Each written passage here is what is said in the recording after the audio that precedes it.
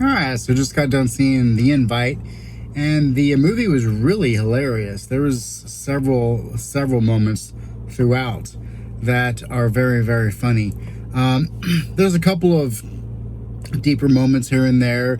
The very beginning, you get a little bit a peek into the relationship with the two main characters, and then at the very end, it gets a little deep there as well. And then a couple of moments here and there, but mostly it's all hilarious. And then the moments that do start getting a little deep, something comes in and breaks it with something, just something being randomly hilarious from out of nowhere. And it really keeps there's dark comedy in there for sure, but there's also pratfall humor. There's all sorts of comedy, very much audio comedy, shot selection, things like that. The movie's really well made. It feels very Woody Allen-esque, I guess. It just feels very there's a bit of timelessness about it, because it could really be hardly any time in the past 50 years really, as far as just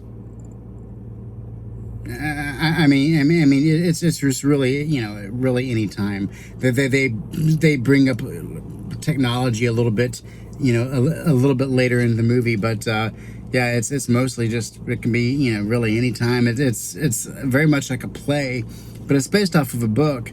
But yeah, I mean, it never approaches the idea that the neighbors could be anything more than just maybe a little kooky or something like that. You never get this sense of feeling that things are going to get that dark, which is good, because then it's able to keep the comedy at a very high level, and you're not going to be too worried about, is this going to go somewhere that maybe doesn't feel right? No, it goes exactly where it needs to go for it to work, because it really works very well.